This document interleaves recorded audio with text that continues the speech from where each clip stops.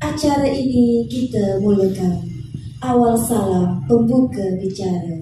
Assalamualaikum warahmatullahi wabarakatuh. Waalaikumsalam warahmatullahi wabarakatuh. Bismillah, alhamdulillah, wassalatu wassalamu ala rasulillah, la hawla wa la quwata illa billah. Puji syukur, alhamdulillah, kehadiran Allah subhanahu wa ta'ala, serta salawat dan salam kepada Nabi Muhammad sallallahu alaihi wasallam dengan melafazkan Allahumma sholli ala sayyidina Muhammad wa ala ali sayyidina Muhammad.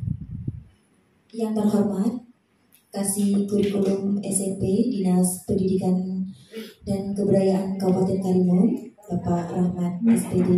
Selamat datang Bapak.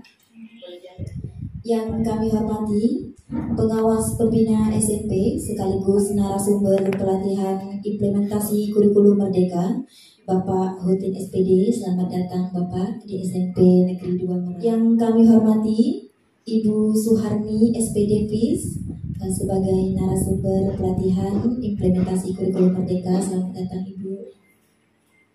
Yang kami hormati, Bapak Kepala Sekolah beserta Wakil. Yang kami hormati, Bapak Ibu Majelis Guru beserta tenaga administrasi sekolah. Bapak Ibu yang kami hormati, selamat datang dalam rangkaian acara pelatihan implementasi kurikulum merdeka SMP Negeri 2 Merau tahun pelajaran 2022-2023, Sabtu 17 Juni 2023. Kita mulai rangkaian acara kita pada hari ini dengan lafaz Al-Basmalah. Bismillahirrahmanirrahim. Terbang tinggi si rama-rama, hinggap pula di pohon jati. Apa tanda kita bersama? NKRI harga mati. Menyanyikan lagu Indonesia Raya dipandu oleh Ibu Fiska Dwi Haryaningsi SPD. Hadirin dimohon berdiri.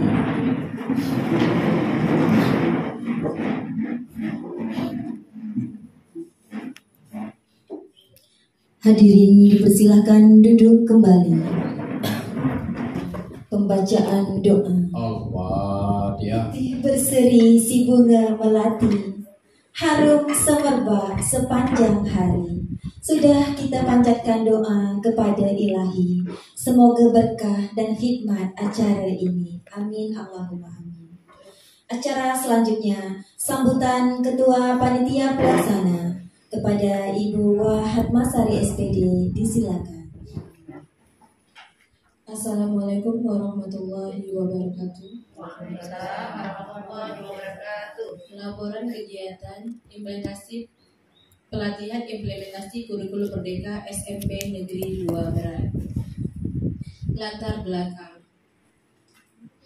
Kemendikbud ingin menegakkan bahwa sekolah memiliki kewenangan dan tanggung jawab untuk mengembangkan kurikulum sesuai dengan kebutuhan dan konteks pendidikan masing-masing. Pemerintah mengembangkan tugas untuk menyusun kerangka kurikulum, sedangkan operasional kegiatannya diserahkan kepada sekolah. Untuk itu, SMP Negeri 2 Merak melaksanakan kegiatan ini yang tujuannya agar seluruh guru dan tenaga administrasi sekolah bisa melaksanakan kegiatan pelaksanaan kurikulum nanti pada semester berikutnya dengan baik.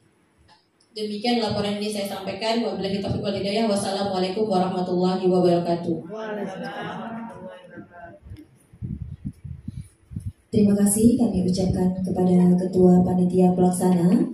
Acara selanjutnya, sambutan Kepala Sekolah kepada yang kami hormati Bapak Marzuki SS, disilakan. Assalamualaikum warahmatullahi wabarakatuh. Waalaikumsalam. Alhamdulillahirrahmanirrahim. Wassalatu wassalamu ala asrafil anbiya'i wal mursalin wa ala alihi wa sahbihi wasallam ajma'in. Allahumma shalli ala sayyidina Muhammad wa ala ali sayyidina Muhammad.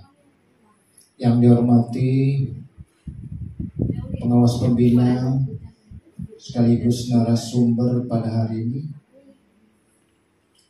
Pak Utim, dan didampingi dengan Ibu Suharni.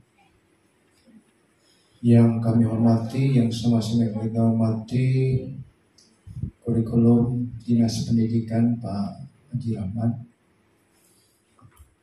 Bapak Ibu peserta, Bapak Ibu majelis guru SMP 2 Meral yang saya banggakan. Alhamdulillah, pada pagi hari ini sesuai dengan, boleh dikatakan dengan waktunya banyak diperpanjang ya dari yang telah kita rencanakan. Insya Allah hari ini kita mudah-mudahan dapat melaksanakannya. Bapak Ibu yang berbahagia, sesuai yang apa kita rencanakan, ya mungkin dalam arti kata keterbatasan waktu oleh narasumber ya. Jadi pada hari ini diperkirakan kita mengadakan setengah hari, sehingga insya Allah ada waktu yang telah ditentukan nantinya ya kita laksanakan. Jadi jangan menjadi halangan lagi, karena kita harus yang menerapkan. Bapak Ibu yang berbahagia, diharapkan juga pada hari ini agar kita dapat melaksanakannya sampai akhir acara. Kekurangan, kelemahan pada kegiatan ini mohon dimaafkan. Akhir kata dari saya, bila taufiq wal hidayah. Wassalamualaikum warahmatullahi wabarakatuh. Terima kasih kami ucapkan kepada Bapak Kepala Sekolah. Acara selanjutnya, sambutan dari Bapak Kasih Kurikulum SMP Dinas Pendidikan dan Kebudayaan Kabupaten Karimun, sekaligus membuka secara resmi kegiatan workshop implementasi kurikulum Merdeka SMP Negeri 2 Meral tahun 2023. Kepada Bapak dengan segala hormat disilakan. Bismillahirrahmanirrahim. Assalamualaikum warahmatullahi wabarakatuh. Waalaikumsalam. Alhamdulillahirabbil alamin, wassalatu wassalamu ala asrofil anbiya'i wal mursalin wa ala alihi washabbihi ajmain. Yang saya hormati, yang sama-sama kita hormati, Pak Bapak Ibu pengawas, Pak Udin, Bu Bapak, kemudian yang kita hormati Bapak Kepala Sekolah, kemudian yang sama-sama yang saya hormati Bapak Ibu dan rekan majelis guru yang berkesempatan hadir. Pertama-tama puji syukur kepada Allah SWT, kemudian salawat beriring salam untuk Nabi Muhammad SAW dengan mengucapkan Allahumma shalli ala sayyidina Muhammad wa ala alihi sayyidina. Bapak-bapak, ibu-ibu yang saya hormati, hari ini kita mengadakan workshop implementasi kurikulum Merdeka. Ini kan ditingkatkan lagi, artinya tahun ini kan sudah mandiri berubah. Artinya kalau tahun kemarin sebagian besar yang kita lakukan itu mungkin di kurikulumnya kurikulum K13 ya. 53 sekolah itu semuanya sudah berubah menjadi mandiri berubah ya. Kita ada 53 SMP, kayaknya semua sudah pakai kurikulum mandiri yang berubah, tak ada lagi yang belajar. Yang K13 tak ada lagi ya. Jadi bapak-bapak, ibu-ibu ya, di kurikulum mandiri ini memang perlu kemandirian gitu ya. Artinya kalau kita tak mau belajar ya tak dapat jadinya ya. Di sini ada guru penggerak ya, ada guru penggerak ya? Ada.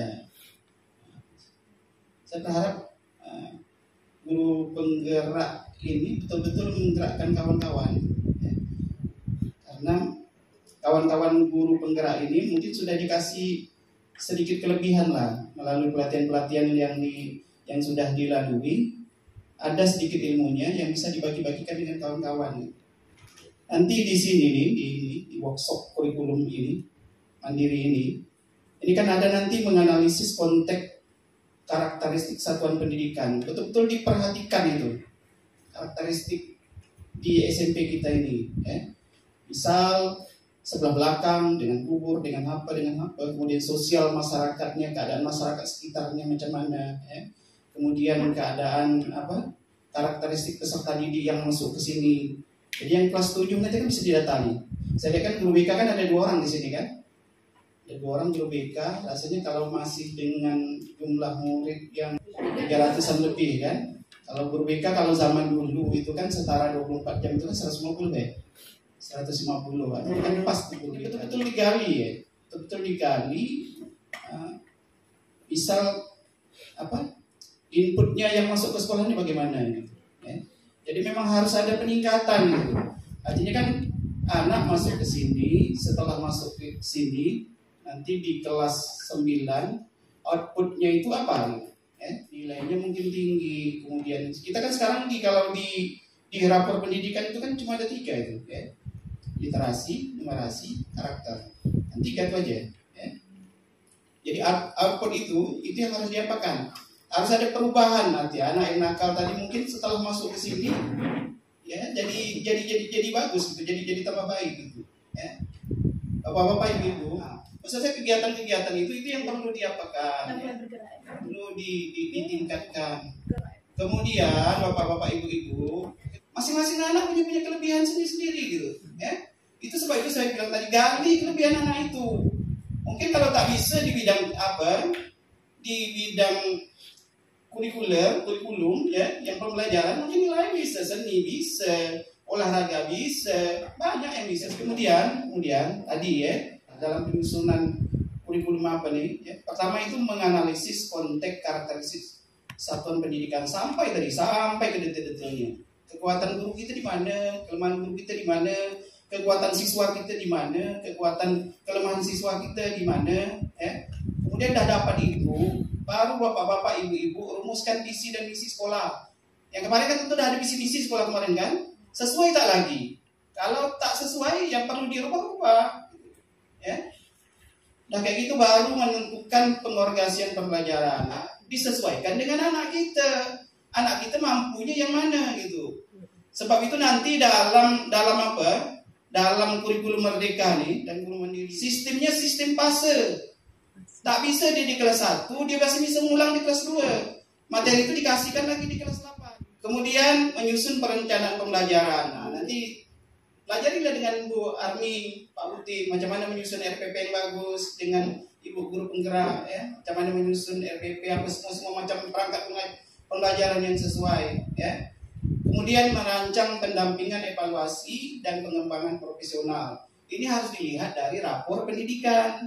Kan dah tahu tuh mana yang kelebihan kita, mana kekurangan kita. Jadi membuat kegiatan sebenarnya itu kan namanya nanti kan apa tuh? Membuat kegiatan harus sesuai dengan perencanaan berbasis data tadi. Tidak sebarang buat kegiatan gitu. Kemudian tidak semua kegiatan perlu pakai dana. Mungkin ada kegiatan-kegiatan yang tak pakai dana gitu. Sekali lagi bapak-bapak, ibu-ibu, saya berharap sangat, berharap sangat. Tak ada sekolah yang macam sekolah kita ini. Pertama pendidikan karakter, anak-anak pagi-pagi dah datang, pagi-pagi dah datang anak-anak. Pagi-pagi anak-anak, termasuklah kegiatan nyapu-nyapu itu kan pembentukan karakter itu, nyapu anak-anak, disiplin dia dengan waktu. Tak ada sekolah yang macam itu nih, Nah, jadi kan itu kelebihan kita. Itu kelebihan kita. Itu yang perlu kita pertahankan terus. Sekali lagi saya berharap kekompakan harus perlu. Hanya itu yang bisa saya sampaikan. Sekali lagi saya mohon maaf. Saya akhiri dengan Assalamualaikum warahmatullahi wabarakatuh. Waalaikumsalam. Terima kasih kami ucapkan kepada Bapak Rahmat SPD Mat atas motivasinya. Semoga kita semua Majelis Guru SMP Negeri 2 Meral untuk tahun ajaran baru dapat meningkatkan lagi prestasi siswa-siswa kita. Amin. Acara selanjutnya penyerahan cenderamata kepada Ibu Umi Thojibah sebagai Guru Penggerak Angkatan 6 Kabupaten Karimun. Ini adalah bentuk apresiasi dari SMP Negeri 2 Meral untuk Ibu Umi Thojibah. Semoga dapat berbagi ilmu yang telah diperoleh kepada Bapak Ibu Majelis Guru yang ada di SMP Negeri 2 Meral. Kami persilakan kepada Ibu Umi Thojibah untuk ke depan. Silakan Ibu. Kami mohon kesediaan Bapak Rahmat dan Bapak Kepala Sekolah untuk menyerahkan cenderamata.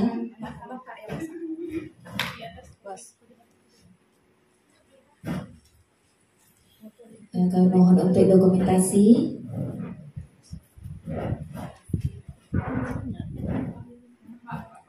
Bapak Hutin dan Ibu Soharmi. Sini. Udah standby ya? Mantap. Oke, video deh. Oke, mantap.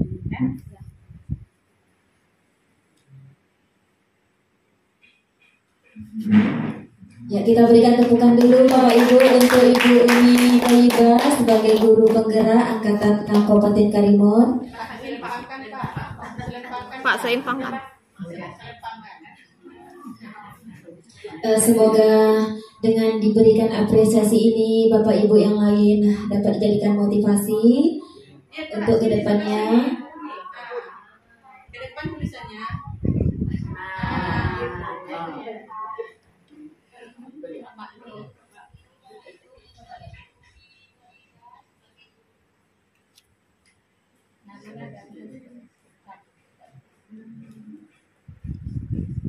Ya, selamat dan sukses kami ucapkan kepada Ibu Umi Thayyibah SPD.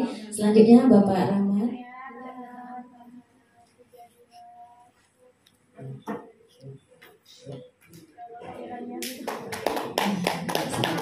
Selanjutnya pada Pak Hutin kami persilakan atau Ibu Suharmi ya, untuk menyerahkan cenderamata.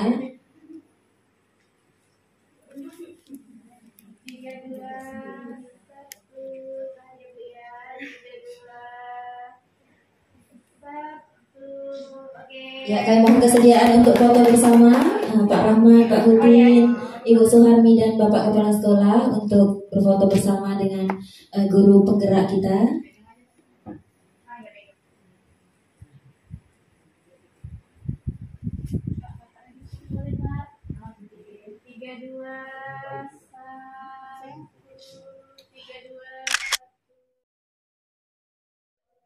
Kami mohon kesediaan Bapak Ibu Majelis Guru untuk foto bersama. Mohon jangan bubar dulu Bapak. Bapak Ibu Guru kami persilakan untuk foto bersama. Dokumentasi Bapak Ibu kami persilakan.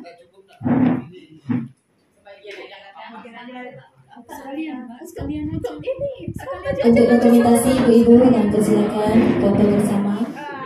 Ibu-ibu, oke. 3, 2, 1. 3, 2, 1. Oke, terima kasih Bapak Ibu kami persilakan kembali ke tempat. Baiklah Bapak Ibu, kita masuki acara inti kita pada hari ini, yaitu penyampaian materi workshop implementasi kurikulum Merdeka SMP Negeri 2 Meral oleh narasumber kita. Jadi sebelum kami serahkan kepada narasumber, kami sebagai pembawa acara mohon maaf atas segala kekurangan. Demikianlah pembukaan acara kita pada hari ini. Terima kasih kepada Bapak Ibu Guru SMP Negeri 2 Meral, khususnya pelaksana kegiatan pelatihan IKN pada hari ini. Terima kasih Pak Rahmat. Kami harapkan semoga Bapak Ibu dapat mengikuti IKN pada hari ini dengan seksama sehingga dapat ilmu dan dapat diterapkan dalam kegiatan belajar mengajar pada tahun ajaran baru nantinya. Bunga seroja di atas paru, jatuh ditimpa buah berangan. Andai kata tersilap bicara, kemaafan jua kami mohonkan. Dari Meral ke Wonosari, beli suasa di Harjasari. Selesai sudah tugas diberi, di lain masa bersua lagi. Assalamualaikum warahmatullahi wabarakatuh. Kami serahkan kepada narasumber. Oke, kurikulum operasional di satuan pendidikan.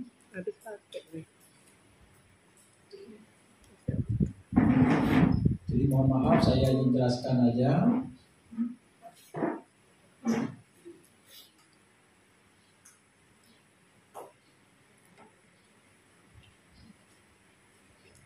Oke. Sebetulnya Bapak Ibu, kalau kita pahami kurikulum operasional satuan pendidikan, kalau kemarin kita KOS, tahun 2022 KOS, tahun 2023 rupanya udah jadi KOSP. Jadi perubahannya sangat cepat sekali. Kalau Bapak Ibu pahami, memang KOSP ini perubahannya dari kurikulum K13 sebetulnya. Kalau Bapak Ibu isi di dalamnya, kalau Bapak Ibu kemarin K13 mampu ya memahami tentang KD-KD yang ada di dalamnya, Bapak Ibu tidak terkaget-kaget. Kenapa? Karena kurikulum 13 ini, kurikulum Merdeka ini masih ada bau-bau kurikulum K13-nya. Kenapa? Karena pertama kali kurikulum K13 ini digoyahkan oleh COVID. tahun 2020. Masuk 2021 Bapak Ibu ada kurikulum disederhanakan. Nah pada waktu kurikulum disederhanakan, Bapak Ibu banyak yang protes. Wah ini nggak sesuai, ini nggak sesuai, ini nggak sesuai. Akhirnya kementerian mendengar protes dari Bapak Ibu guru. Akhirnya kementerian, oke, kalau gitu tunggu ya. Nanti katanya sudah nunggu kita. Jadi tetap dipaksakan. Begitu tahun 2022 masuk ke 2020, 2021 masuk lagi ke 2022 ke 2021 waktu itu masuk ke kurikulum prototype. Bapak Ibu nggak tahu itu kurikulum prototype karena memang tidak ada pemberitahuan. Sebetulnya ada, kalau kita ikuti perkembangan itu ada kurikulum prototype, tapi kita anggap aja sama dengan kurikulum yang disederhanakan. Rupanya memang sama, tetapi lebih terinci lagi. Terus begitu masuk tahun 2022 saya mengikuti lagi waktu itu webinar. Loh, kok dari prototype kok langsung transformasi menjadi kurikulum merdeka? Itu hanya 6 bulan kalau misalnya prosesnya. Jadi sangat cepat sekali. Jadi kalau Bapak Ibu yang kemarin tenang-tenang ya memang nggak terasa. Tapi kalau kayak kami ini ngikutin perkembangannya ya terasa sekali. Begitu masuk kurikulum merdeka, keluarnya seperti ini. Ya sudah selesai. Ya, jadi dan yang saya tekankan nanti kurikulum merdeka ini berbasis IT. Sudah tidak ada lagi Bapak Ibu. Nanti Bapak Ibu kan menggunakan modul yang ada di sini. Bapak Ibu jangan harap nantinya Bapak Ibu kopi terus Bapak Ibu langsung ajar seperti biasanya. Ya silakan kalau Bapak Ibu mau melakukan seperti itu. Tapi yang jelas Bapak Ibu nanti akan ketinggalan sendiri dan akan harus sendiri. Itu saya beritahu. Karena Bapak Ibu, kenapa saya sampaikan seperti ini? Karena Bapak Ibu adalah seorang profesional. Hampir 70% atau 75% Bapak Ibu sudah sertifikasi di sekolahnya sama dengan saya. Saya berolahraga, tapi dipaksa tiap hari baca kayak gini. Baca kurikulum, menyusun kurikulum, menyusun RKT, menyusun visi misi. Oke ya Bapak Ibu ya, kurikulum ya.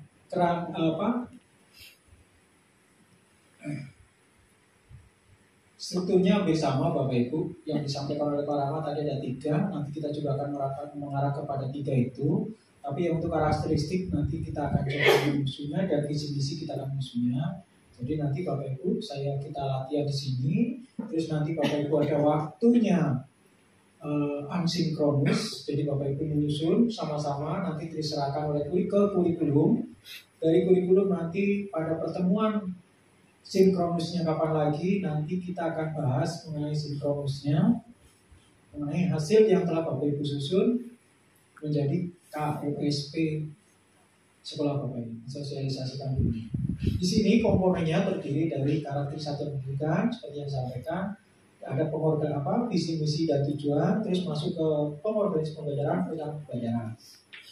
Analisis karakteristik seperti apa? Di sini prinsip analisis lingkungan belajar melibatkan perwakilan warga satuan pendidikan, menggunakan data-data yang diperoleh, terus mengalokasikan waktu yang cukup untuk mengumpulkan pengorganisasian, analisis dan dokumentasi data, memilah informasi yang menyimpulkan untuk pengembangan strategi dan solusi. Kita nantinya masih analisis kita orang dalam dulu. Terus nanti pada waktu sinkronusnya kita mungkin nanti minta tolong untuk komite dan dari komitenya atau perwakilan orang tua untuk membantu melihat analisis lingkungan dan penyusunan visi misi. Dampak dari satuan pendidikan yang sudah dapat dirasakan sangat baik oleh warga masyarakat maupun warga satuan pendidikan itu sendiri. Berikutnya bagian internal, bagaimana peran satuan pendidikan menyiapkan peserta didik mencapai profil belajar Pancasila. Ragam alat analisis nanti menggunakan analisis SWOT aja yang lebih mudah. Berikutnya proses analisis lingkungan, di sini ada visi misi, ya. Jadi visi misi. Jadi nanti Bapak Ibu akan menganalisis visi misi seperti yang disampaikan oleh Pak Rahmat. Di sini ada sumber pendanaannya, sistem kebijakan daerah, kemitraan. Jadi nanti dari visi dinas pendidikan terus masuk ke visi sekolah Bapak Ibu. Visi yang lama tidak bisa langsung dihilangkan semuanya, karena kenapa nggak bisa langsung dihilangkan? Karena Bapak Ibu meneruskan masih kesinambungan kegiatan ataupun pencapaian visi yang lama. Jadi Bapak Ibu masih meneruskan. Terus kapan lagi direvisi? Pak, sekolah kami baru direvisi kemarin. Ya, kemarin masih menggunakan kurikulum yang KTSB. Sekarang ini kita sudah menggunakan kurikulum Merdeka. Kita usahakan sesuaikan dengan kurikulum yang baru, yaitu dengan adanya profil pelajar Pancasila. Jadi kita ke sana, dan karena IKM atau kurikulum Merdeka ini berbasis IT arahnya, jadi nanti Bapak Ibu juga sedikit-sedikit ke arah IT. Mengembangkan visi adalah cita-cita bersama. Makanya nih, kenapa kok tadi tidak langsung diganti total semuanya visi, karena Bapak Ibu masih melanjutkan visi yang kemarin. Jadi masih ada cita-cita bersama ya untuk masa yang akan datang. Visi merupakan keadaan, yaitu gambaran masa depan yang ingin dicapai. Visi itu adalah sebuah mimpi yang akan Bapak Ibu capai. Visi harus dapat memberikan panduan atau arah motivasi. Ya. Visi harus tampak realistis, kredibel, atraktif. Sebaiknya mudah dipahami, relatif singkat, ideal, berfokus pada bukti. Jadi nanti untuk menyusun visi tidak usah panjang-panjang, yang mudah diingat dan mudah dilihat. Visi bersifat dinamis dan tidak untuk selamanya. Untuk visi biasanya ada perubahannya itu 4 tahun sekali. Mengikuti apa? Mengikuti dengan RKCM. Karena RKCM kan 4 tahun, berarti kita ngikutin RKCM. Ya. Setelah 4 tahun kita evaluasi lagi. Jadi tiap tahun kan nanti ada evaluasi, Pak. Jadi yang dievaluasi apa? Yang dievaluasi adalah tujuan dan misinya.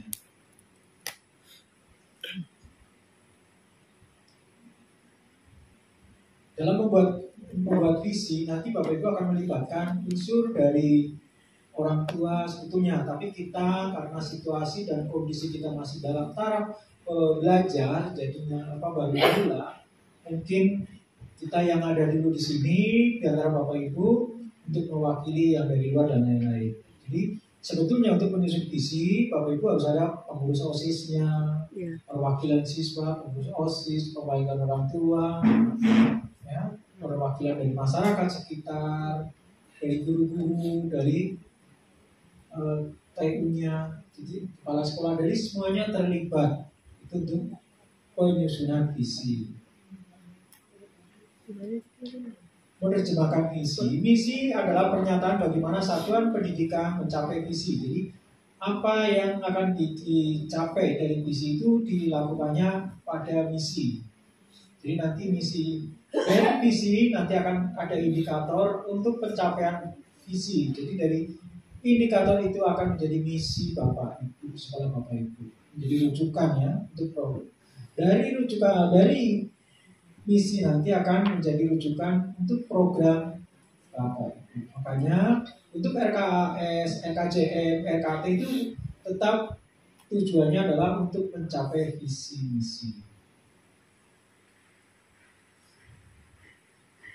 Pernyataan misi menunjukkan secara jelas mengenai apa yang hendak dicapai. Rumusan misi selalu dalam bentuk kalimat menunjukkan tindakan, jadi ada tindakannya. Antara indikator visi dan rumusan misi harus ada keterkaitan. Jadi misi ini untuk menyesuaikan indikator dari visi. Misi menggambarkan upaya bersama berorientasi kepada peserta didik. Jadi intinya kalau kemarin Bapak Ibu kan rata-rata semua menganggap bahwa kegiatan pembelajaran yang tahun-tahun lalu, kurikulum yang lalu tidak berorientasi kepada peserta didik, padahal sudah berorientasi kepada peserta didik. Cuma Bapak Ibu untuk melaksanakannya Bapak Ibu masih agak berat. Ya, agak berat. Kenapa? Karena sudah nyaman, dan seperti itulah yang saya nyaman. Saya ikutin aja. Nah inilah yang jadi kendala Bapak Ibu. Nanti di kurikulum Merdeka Bapak Ibu udah nggak bisa seperti itu lagi. Kalau masih seperti itu lagi dalam pelaksanaan pembelajarannya, udah yang penting kasih buku, kasih soal, tinggal duduk, udah selesai kumpulkan. Nanti Bapak Ibu, ya karena Bapak Ibu, karena apa? Karena sekarang ini adanya rapor pendidikan. Rapor pendidikan tidak bisa direkayasa, kecuali Bapak Ibu mau merencanakan rekayasa, tapi kan repot. Ngapain? Kecuali kemarin kalau UN ya semua berusaha untuk baik, jangankan sekolah Bapak Ibu, pemerintah daerah aja berusaha untuk baik, karena dari situlah kelihatan mutu dari pendidikan suatu daerah. Tapi dengan adanya AN, ya Bapak Ibu enggak lagi seperti itu, dan pesertanya Bapak Ibu tidak bisa intervensi. Kenapa? Karena pesertanya sudah ditentukan dari pusat, sudah melalui Dapodik atau apa gitu ya. Nanti udah dicantumkan, Bapak Ibu udah nggak bisa. Jadi semuanya memang udah terdeteksi. Ya. Membuat tujuan adalah gambaran hasil yang akan dicapai dalam kurun waktu tertentu. Makanya tadi yang saya sampaikan, yang ada evaluasi nanti per tahunnya adalah tujuan, misi biasanya 4 tahun. Tujuan ini bisa dicapai melalui apa? Melalui kegiatan program yang perlu dilakukan. Tadi ada kegiatan yang menggunakan pembiayaan maupun tidak menggunakan pembiayaan. Kalau menggunakan pembiayaan masuk ke mana? Masuk ke RKAS. Kalau yang tidak, masuk ke RKT ataupun ke RAPBS.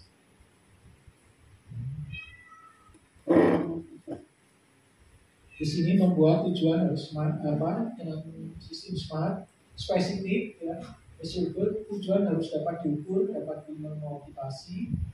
Tujuan harus dapat dicapai dan dilaksanakan oleh seluruh warga sekolah. Relevan, tujuan itu sama, istilahnya masih relevan dengan masa kekinian ya. Atau daerahnya. Tempor adalah tujuan yang memiliki alokasi waktu. Di sini inilah yang Bapak Ibu bisa Bapak Ibu adanya evaluasi per tahun.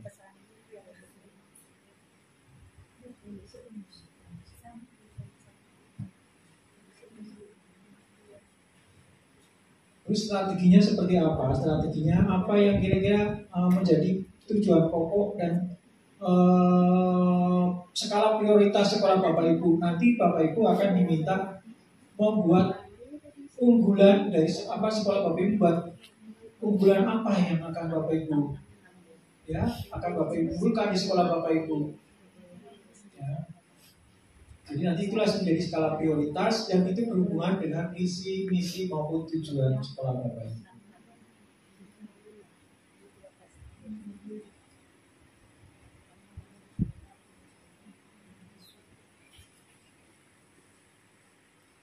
Jadi visi, misi ini dan tujuan, strategi ini tujuannya adalah mengarah kepada profil pelajar Pancasila. Jadi nanti mau nggak mau memang pelajar Pancasila yang dikejar-kejar yang harus dicapai. Oke. Yang belajar Pancasila terus ya, karakter belajar Pancasila. Pengorganisasian pembelajaran. Nah, jadi tadi udah ada karakteristik, visi-misi, sekarang adanya pengorganisasian pembelajaran. Seperti apa? Pembelajaran di satuan pendidikan. Ya, di sini ada di dalam kurikulum Merdeka itu ada 3. Ada intrakurikuler,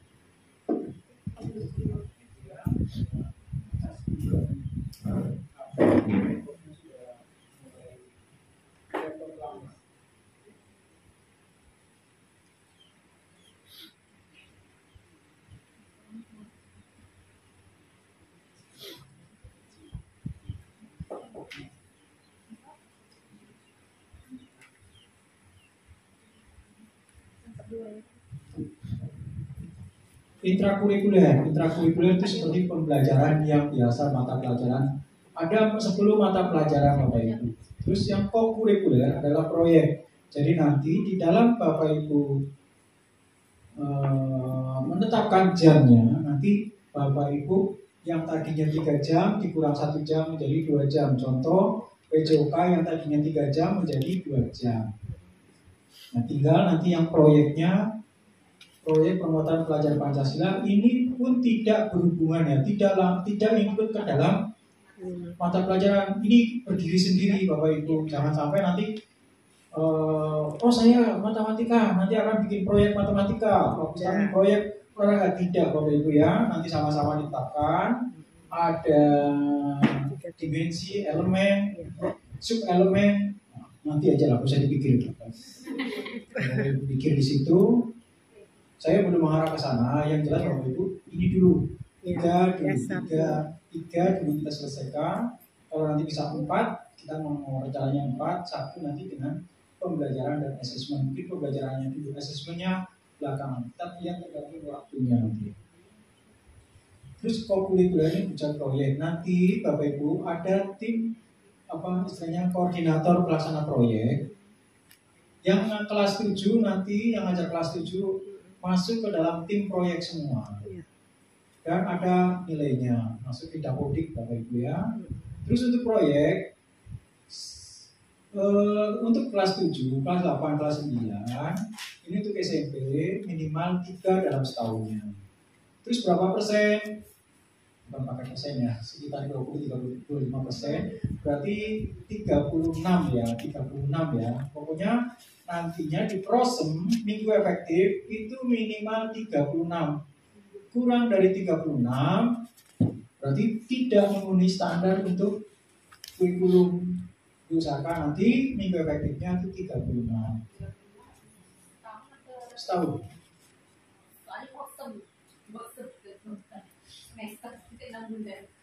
Prosem kan semester 1, semester 2. Yang biasanya di semester 1 itu 20, semester 2 biasanya 16. Kenapa?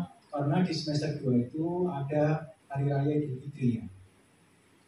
Itu udah berapa ini. Ekstrakurikuler pun nanti apa yang Bapak Ibu lakukan, jangan Bapak Ibu banyak-banyak. Yang kira-kira memang terlaksana saja yang diprogramkan. Jangan sampai nanti Bapak Ibu ada 10 ekstrakurikuler yang dilaksanakan cuma 1, 9 nggak ada. Karena begitu Bapak Ibu memutuskan ada ekstrakurikuler harus dibarengi dengan adanya program, laporan dan lain-lain. Dan juga jangan Bapak Ibu kalau nanti ada ekstrakurikuler jangan nggak masuk ke dalam kategori kos ya Bapak Ibu ya, KWSP. Bapak Ibu ada ekstrakurikuler, oh sekarang ini kita ada ekstrakurikuler, tapi tidak masuk kepada KWSP, jangan sampai Bapak Ibu. Terus kalau begitu nggak dilaksanakan, boleh dilaksanakan Bapak Ibu silakan revisi. Contoh yang harus Bapak Ibu revisi, Bapak Ibu ujian kelulusan sekarang pakai ujian sekolah nggak? Ya. Bapak Ibu lihat KTSP Bapak Ibu pakai ujian sekolah kan? Lulusannya udah ganti belum?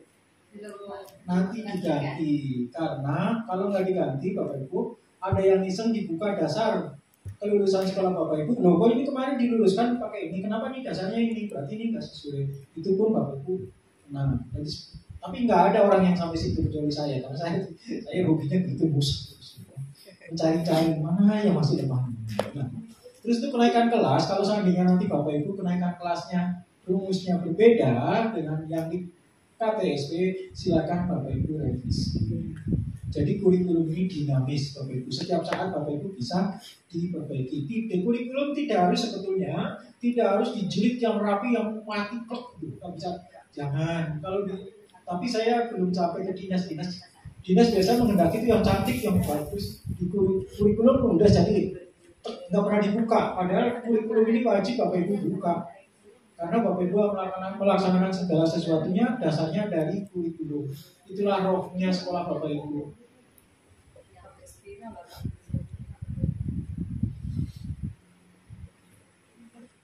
Struktur kurikulum di sini ada intrakurikuler, ya, ada mulok nanti, ada 10 pembelajaran, ada 1 mulok. Muloknya 2 jam pelajaran. Jadi kalau 1 minggu itu ada 39 tambah 2 berarti dalam 1 minggu itu ada 41. Terus untuk informatika di sini ada guru informatika? Ada. Aman. Guru seni berapa orang? 2. Ada 1. 2 1 Jadi 31. Aman. Nggak usah diuji kalau masuk satu kelas itu aja udah langsung. Tapi nanti kalau udah kelas 7, kelas 8, kelas 9, nah, berdiri lah di situ. Berdiri gini karena sendirian ngajarnya. Kalau 10 kelas berarti 20. Karena yang 10 lagi ada di proyek.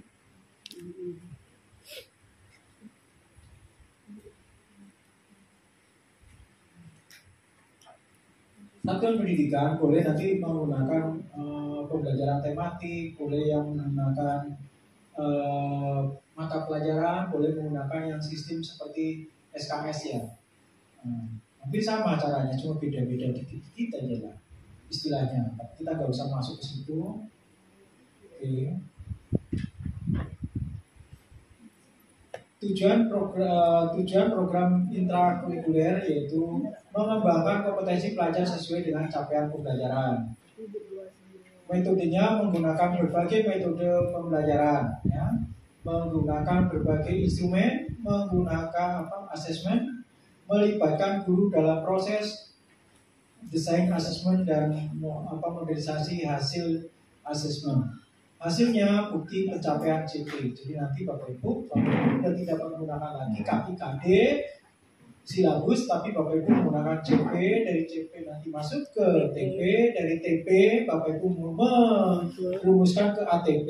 Dari ATP selesai belum? Dari ATP nanti Bapak Ibu akan membuat indikator. Dari indikator Bapak Ibu akan membuat tujuan. Indikator ini juga akan berlaku lagi digunakan untuk apa? Untuk KKTP. KTP Pak, KKTP. Apa buat nih KKTP? Kriteria ketuntasan tujuan pembelajaran. Saya ingatnya KTP aja. Makanya saya selalu bawa ada buku yang baru suruh jawab. Jadi kata Pak, gimana Pak? Gak usah dipikir. Nanti aja dilihat dulu. Kalau Bapak Ibu mikir dari sekarang, nggak ngerti saya juga. Saya untuk belajar ini juga masih belajar. Tiap hari Bapak Ibu kemarin untuk memecahkan dari CP menjadi tujuan, dari tujuan saya harus memecahkan lagi ke ATP, dari ATP ke indikator. Dari indikator ini yang untuk assessment menjadi KKTP, terus masuk ke modul atau RPP. Saya menggunakan tujuan ini. Pak, apakah dari CP jadi tujuan terus masuk ke ATP, ATP langsung menjadikan tujuan di di modul atau RPP? Boleh? Ya boleh. Tapi kan masih terlalu padat Bapak Ibu. Kalau kemarin Bapak Ibu enak udah dipilah-pilah KD-nya ini, terus Bapak Ibu tinggal pecah-pecah dari KD, dari satu KD ini saya jadikan 3 indikator, 4 indikator, pakai C1, C2, C3, C4. Kalau besok apa masih berlaku? Masih Bapak Ibu, tapi bukan untuk di CP-nya. Dari CP ke tujuan ini tidak menggunakan aturan itu.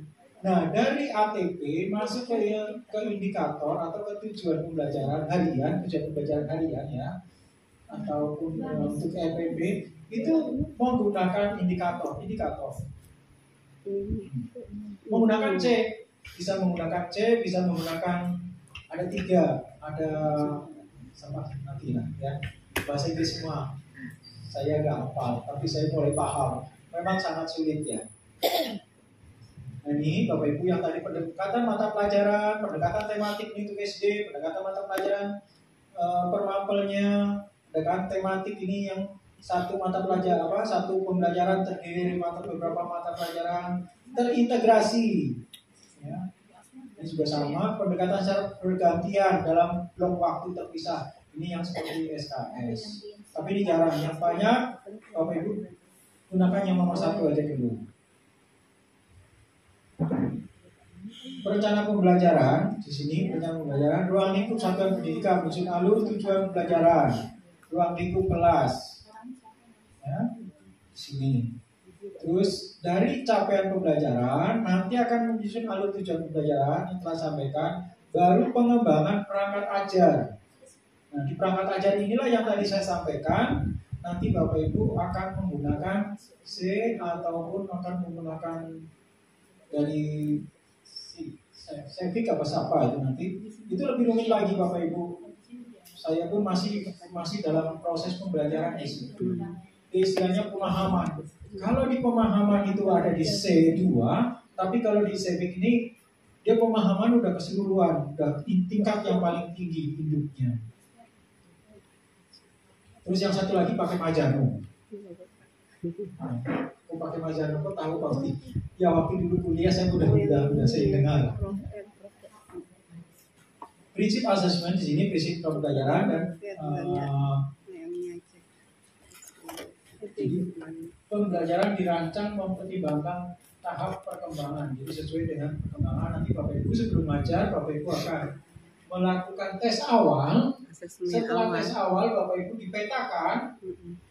Dipetakan ini kemampuannya berapa dan Bapak Ibu yang menentukan KKTP.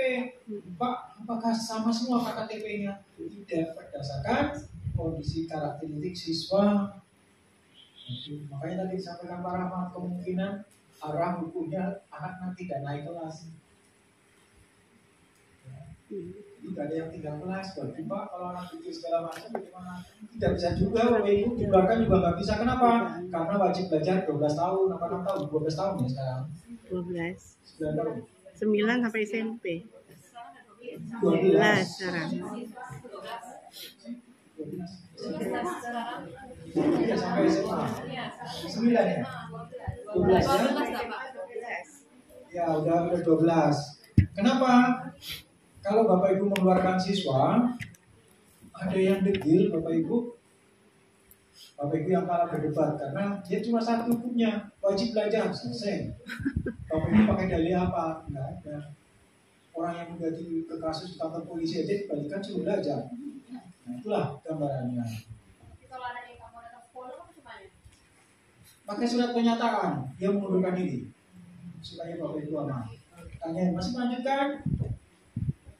Masih. Tapi tak ada tanda tangan. Masih Biar ada aja. Ada lagi. Maksudnya ada soalnya, nggak ada kisi-kisinya. Sedangkan Bapak Ibu dituntut ada kisi-kisinya. Berarti nanti Bapak Ibu ada soalnya Bapak Ibu buatkan. Ya, tadi sangat jelas sekali yang dijelaskan oleh Pak Hutin. Kemudian saya hanya menambahkan sedikit untuk sekedar pengetahuan, biar nanti tidak. Yang pertama, untuk program semester saya tertarik tadi pertanyaan Bu Waharma. Kalau dulu kita membuat program itu kan 1 semester ya, maka sekarang kita membuat rosternya itu 1 tahun. 1 tahun nanti bisa, karena ada P5-nya tadi, proyek penguatan profil pelajar Pancasila. Nah nanti kan dirundingkan bagaimana mau blok atau per hari atau per minggu. Kemudian saya cuma mengingatkan untuk tahun yang akan datang, berarti tahun ajaran yang akan datang itu kan ada 2 kurikulum yang akan kita pakai, KSP dan KTSP. Silahkan dikoordinasikan dengan pengawas pembina, apakah mau digabung ataukah mau dipisah. Kalau saya pribadi untuk sekolah binaan lebih enak dipisah karena untuk validasinya rumit kalau digabung. Kemudian saya menambahkan, tadi Bapak udah menyinggung CP, TP, ATP, kemudian indikator ke modul. Saya menambahkan saja bahwa kalau di KTSP itu KD-nya berupa poin-poin ya.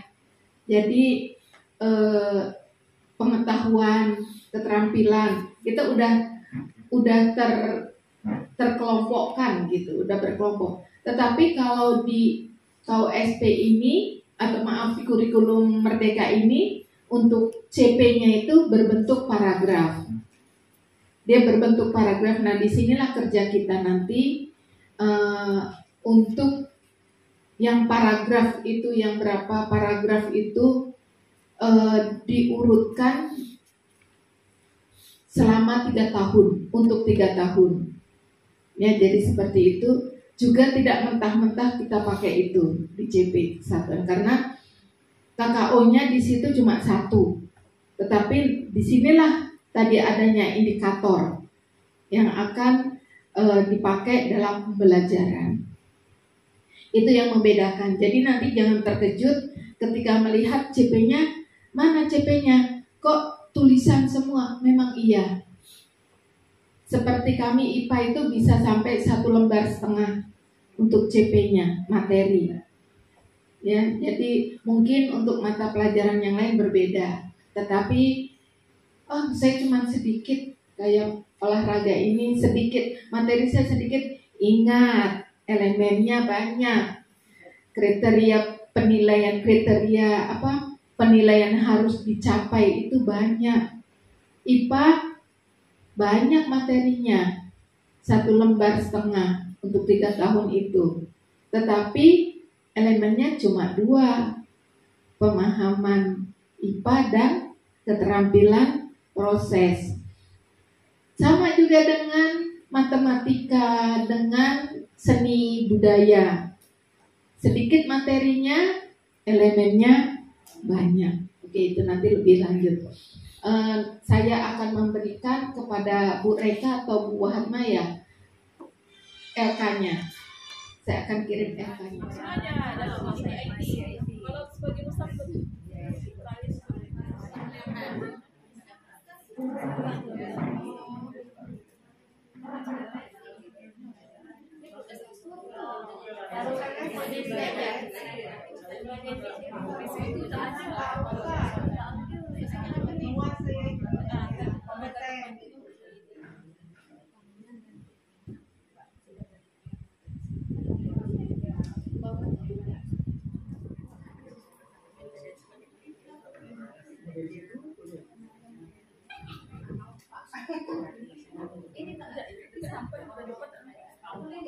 Assalamualaikum warahmatullahi wabarakatuh.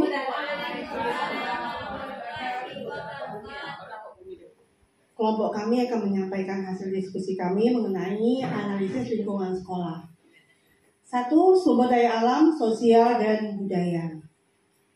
Berdasarkan hasil diskusi kami, dengan mengamati kondisi lingkungan sekolah dan sekitarnya, maka kami gambarkan di sini bahwa sumber daya alam, sosial, dan budaya yang mencakup di sini adalah pertanian dan perikanan. Ini berdasarkan dari kondisi masyarakat juga. Kemajemukan tingkat ekonomi, karena kita ketahui bahwa di sini masyarakat sekitar kita ekonominya beraneka ragam pekerjaan mereka. Kemudian ada yang ketiga adalah keberagaman budaya. Di sekolah kita ini khususnya berbagai macam suku bangsa. Ada yang Batak, Melayu, Jawa, Minang, Flores, dan sebagainya. Jadi di sini kami buat ada keberagaman budaya. Budaya di sini termasuk selain suku bangsa juga budaya, ada seni, kemudian kulinernya juga, jadi termasuk juga di sini. Yang kedua, sumber pendanaan. Nah, di sini yang utama sumber pendanaan untuk lingkungan sekolah kita adalah dana BOS. Yang kedua adalah dari iuran sukarela paguyuban kelas masing-masing. Yang ketiga, sistem dan kebijakan daerah. Kami mendiskusikan dari hasilnya, yaitu membuat peraturan dan kebijakan yang mendukung kegiatan sekolah. Kegiatan-kegiatan yang kita laksanakan di sekolah. 4. Kemitraan. Di sini sekolah kita sudah menjalin kemitraan dengan Puskesmas Meral, BNN, PMI Kabupaten Karimun, Kelurahan Sungai Pasir khususnya, Polsek Meral, Dinas Sosial, Dinas Lingkungan Hidup, dan Dinas Pemberdayaan dan Perlindungan Anak. Baik itu dalam kegiatan-kegiatan maupun dalam juga sosialisasi, mereka juga sering kita undang untuk mendukung kegiatan yang kita laksanakan di sekolah. Selanjutnya analisis kebutuhan sekolah. Yang pertama adalah dari segi peserta didik.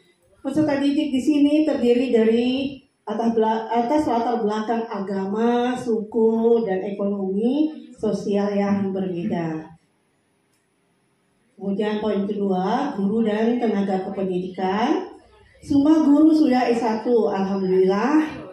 Sebagian besar sudah sertifikasi, seperti yang disampaikan oleh pengawas pembina kita tadi bahwa kita mayoritas sudah sertifikasi di sini, dan guru-gurunya juga mengajar sesuai dengan mata pelajaran yang mereka ampuh berdasarkan pendidikan, tingkat pendidikannya, dan mayoritas juga sudah menguasai IT. Untuk tenaga kependidikan atau yang lebih kenal TU kita sih sudah menguasai IT dan administrasi sekolah. Saya lihat juga berdasarkan hasil diskusi kami juga bahwa TU kita ini gerak cepat dalam mengolah data dan segala macam, sehingga kami menyimpulkan bahwa tenaga kependidikan di sini menguasai IT. Dan ketiga adalah sarana dan prasarana.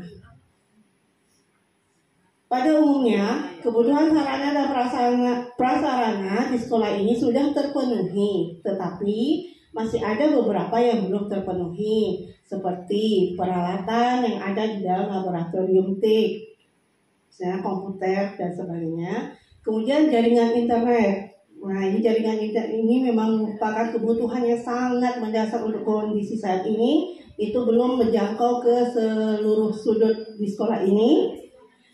Dan penyediaan media pembelajaran berbasis IT, yaitu proyektor, juga belum memenuhi standar. Itu aja.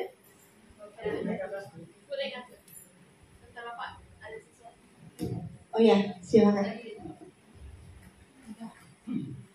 Analis lingkungan nanti di situ potensi sumber daya alam sosial, nanti itu ibu tadi pertanyaan perikanan itu juga mana, terus kemajuannya seperti apa, tingkat ekonominya seperti apa. Nanti dari kita lihat siswa siswa yang daftar masyarakat di sekitar sekolah.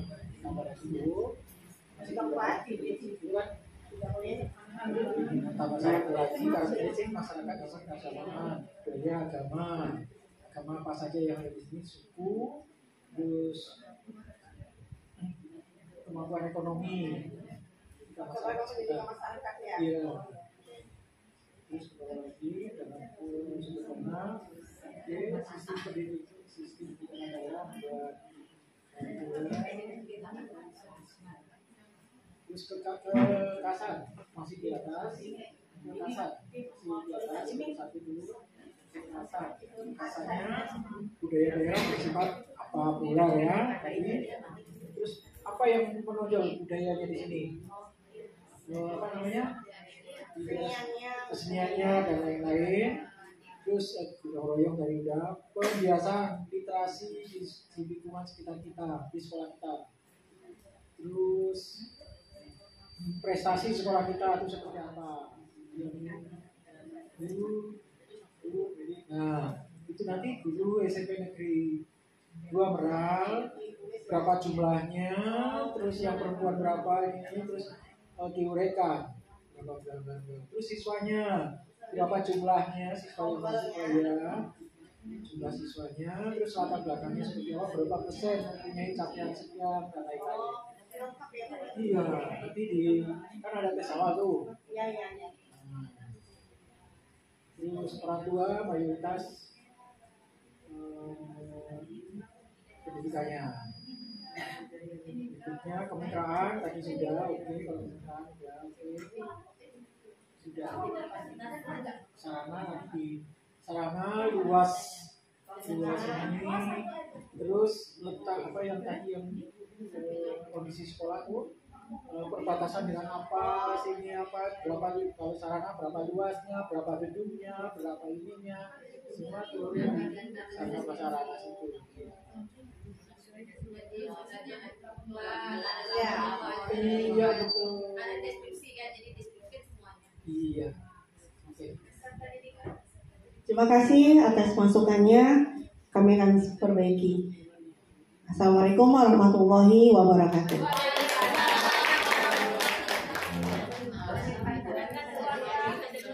Untuk tahun ini visi misi kita yang kemarin masih sama sedikit ya, terwujudnya insan berprestasi, berwawasan lingkungan, berlandaskan iman dan takwa. Artinya di sini kenapa insan diharapkan? Insan ini kan berarti seluruh manusia yang ada di sekolah ini. Maksudnya baik itu siswa, guru dan TU semakin berprestasi. Kita mengharapkan ini terjadi. Nah, untuk itu misinya adalah mewujudkan mutu lulusan yang mampu berkiprah di lingkungan masyarakat dengan menerapkan keterampilan 4C. Apa itu 4C? Itu komunikasi, kolaborasi, berpikir kritis, dan kreativitas serta inovasi. Selanjutnya ini tambahan sedikit tadi, yaitu misinya apa lagi? Tambahan 1 Ibu Piska di nomor 2 tentang gurunya.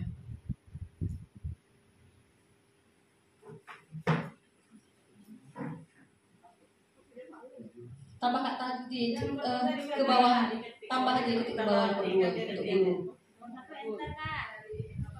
Nah, yang masih enter. Itu kan mewujudkan mutu lulusan kan? Jadi saya nak nambah di sini Bapak Ibu. Enter.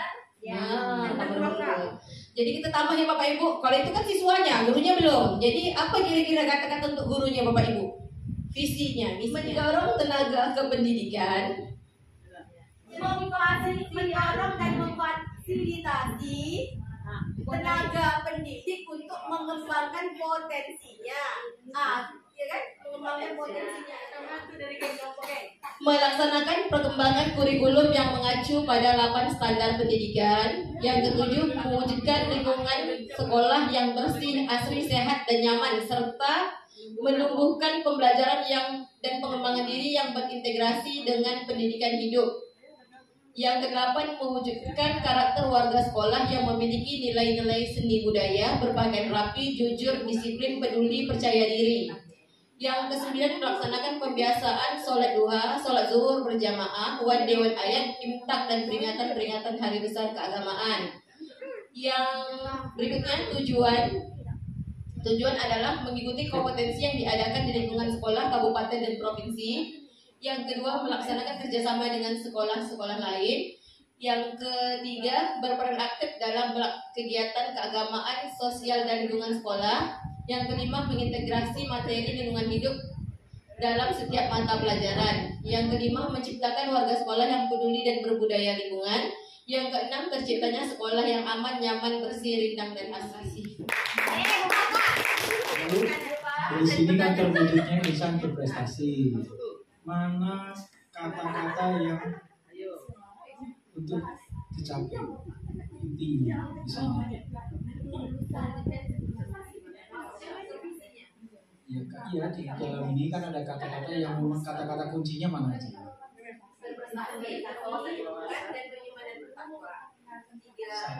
Satu berprestasi. Terus yang kedua puasa, ketiga iman, keempat bertakwa. Iman takwa jadi satu atau sendiri-sendiri? Berarti ada 3 kata kunci. 3 kata kunci ditaruh di bawahnya. Jadi itu menunjukkan berprestasi apa aja?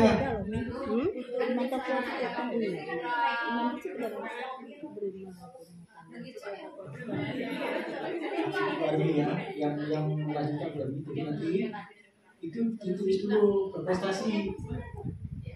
Istilahnya kata kunci berprestasi itu mewujudkan berprestasi apa aja?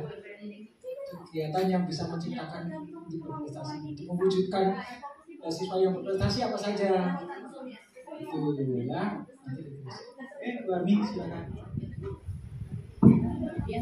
Terima kasih Pak Udin.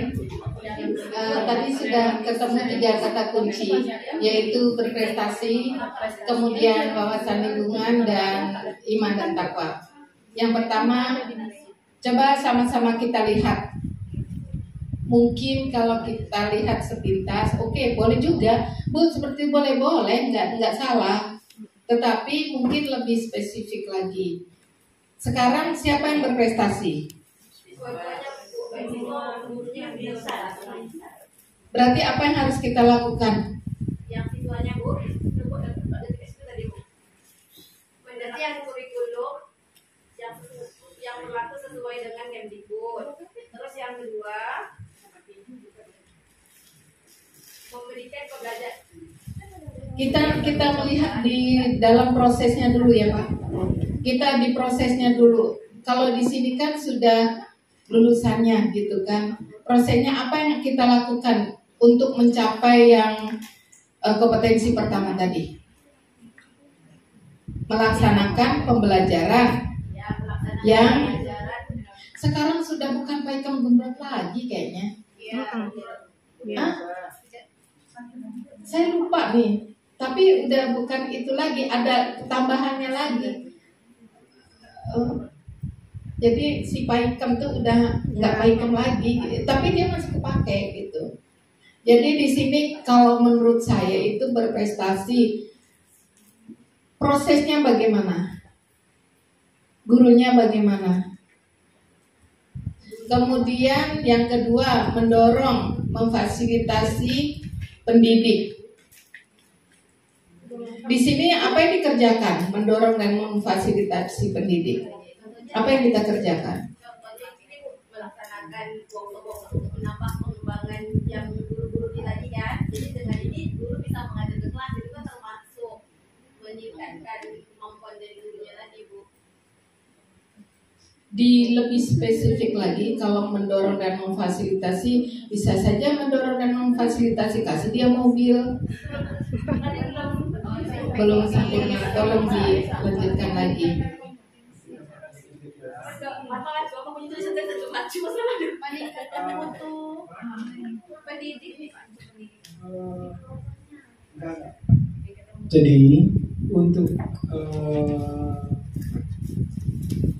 untuk bahasa ya.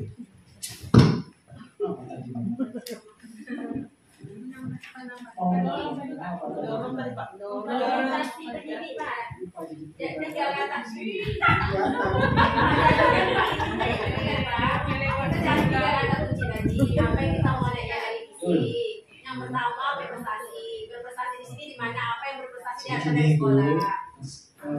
disyaratkan karena sekarang ini kurikulum baru ini berbasis peserta didik, jadi kita utamakan peserta didik. Iya. Nanti yang untuk gurunya itu di bawah tujuannya. Jadi untuk mewujudkan ini peserta didik nanti ditingkatkan.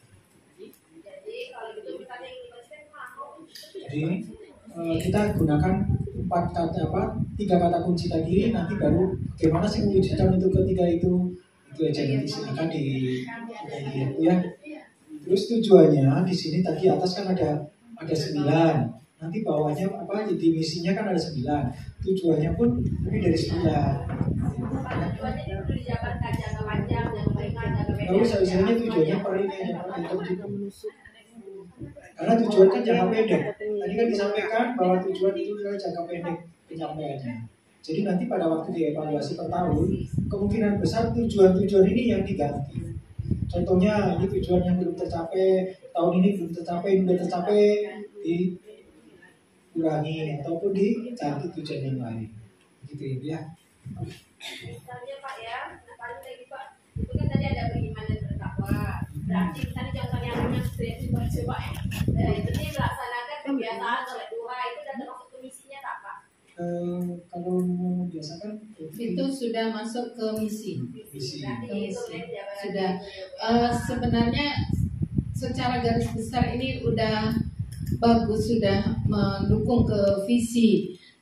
Tapi coba dilihat lagi lah dari segi bahasanya. Di sini masih banyak yang mengandung banyak arti yang ambigu gitu.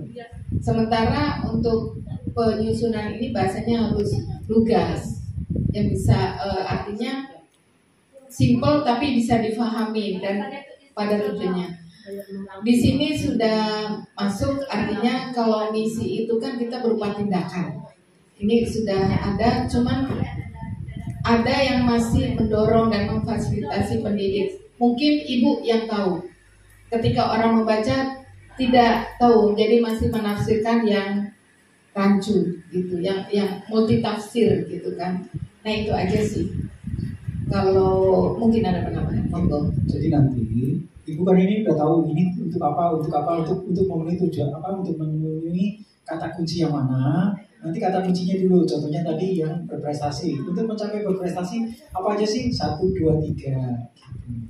Istilahnya untuk mencapai berprestasi misinya menggunakan 1, 2. Terus untuk takwa 1, 2. Gitu.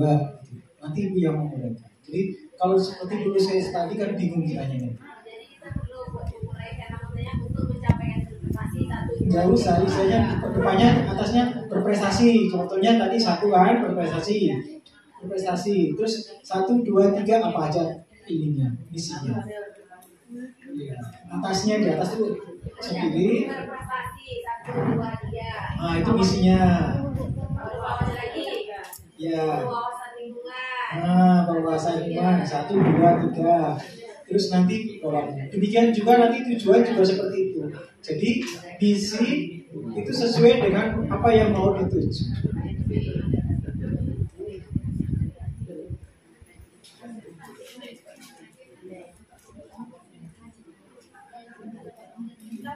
Ini mewujudkan keunggulan dalam berprestasi akademik. Nanti masuk yang untuk berprestasi itu. Nah, nanti untuk mewujudkan prestasi itu apa tujuannya? Kan misinya nggak perlu masuk itu guru kan? Nanti di tujuannya untuk mewujudkan prestasi itu apa? Oh, ternyata gurunya juga harus dididik supaya bisa. Jadi gurunya ada di tujuan. Jadi intinya semuanya untuk siswa, tapi gurunya juga. Boleh kasih satu contoh gitu Pak, misalnya yang ada di misinya tujuannya apa gitu, biar jelas.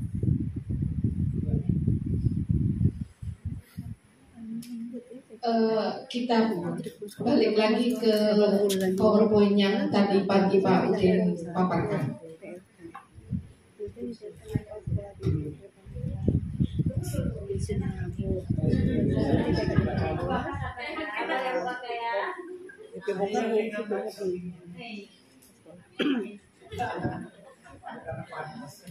Untuk membuat tujuan dibuat untuk menerjemahkan kalimat tindakan dalam misi menjadi aksi-aksi yang spesifik dan terukur.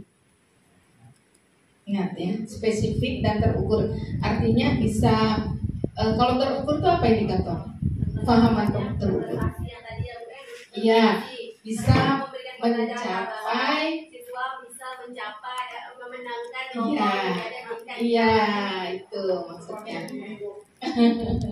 Kemudian aksi-aksi inilah yang selanjutnya akan digunakan manajemen satuan pendidikan untuk menyusun program kerja. Jadi itu seperti balik lagi ya ke misi itu tadi. Ini masih bolak-balik ini. Nanti disusun lagi mana yang mendukung visi pertama yang berprestasi itu nomor 5 bisa. Di situ kan ada proses tuh. Ada proses. Kemudian apa yang kalimat atau tindakan misi yang jadi tujuan, apa tujuannya? Itulah tadi. Apa tadi yang dia terukur. Dia menjadi spesifik dan terukur, artinya memenangkan lomba olimpiade tingkat kecamatan atau tingkat kabupaten ya komisi. Bisa dihaluskan lagi. Contohnya lagi tadi yang memang takwa itu kan ada kebiasaan. Iya. Terus tujuannya nanti saya laksanakan. Boleh. Jadi seperti itu. Oke. Jadi paham ya.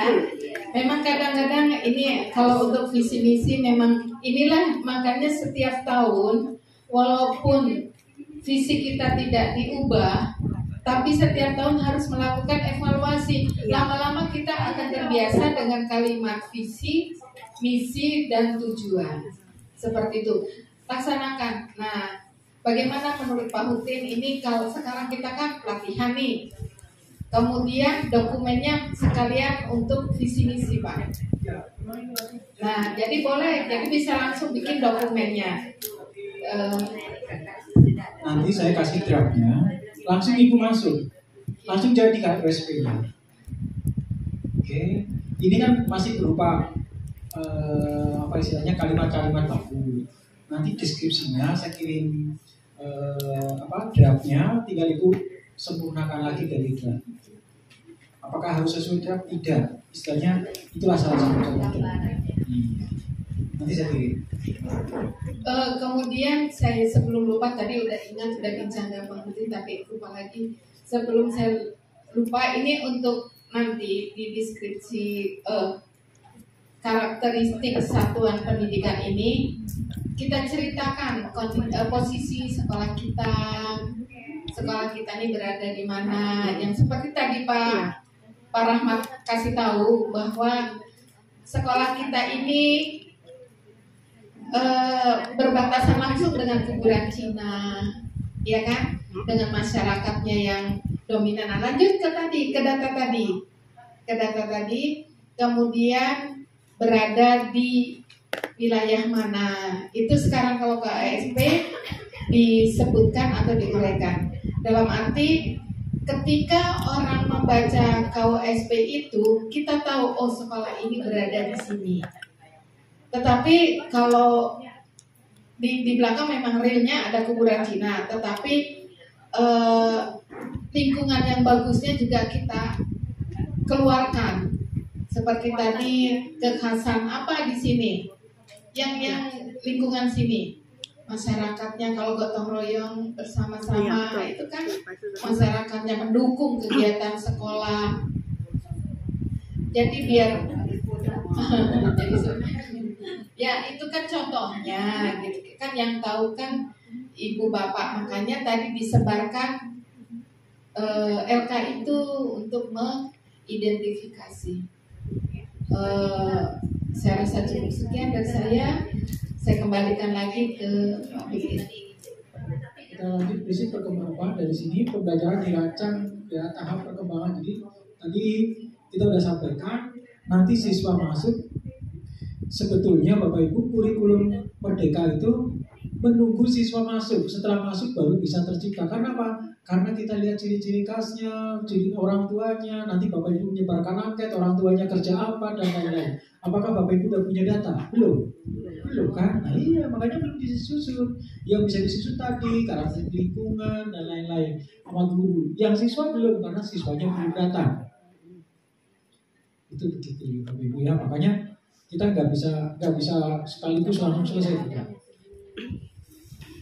Dilaksanakan untuk membangun kapasitas untuk menjadi pembelajar sepanjang hayat, sama ya dengan yang dulu. Mendukung perkembangan kompetensi dan karakter peserta secara holistik secara keseluruhan. Di sini pembelajaran dirancang sesuai konteks lingkungan dan budaya peserta didik. Makanya tadi di di kurikulum tadi sudah disampaikan lingkungan belajar kita, lingkungan sekolah kita seperti apa, perbatasan dengan apa, budaya seperti apa, ekonominya seperti apa, latar belakang orang tua seperti apa. Nah, makanya di sini kita bisa harus menyesuaikan diri. Ya, orang tuanya nggak sekolah, Bapak Ibu kemana-mana ke depan Bapak Ibu nasihatinya nggak nyambung gitu. Yang ada Bapak Ibu suruh balik kan repot, nanti emosi aja kan. Nah, kita harus kenal karakter orang tua juga. Pembelajaran berorientasi pada masa depan yang berkelanjutan. Ya.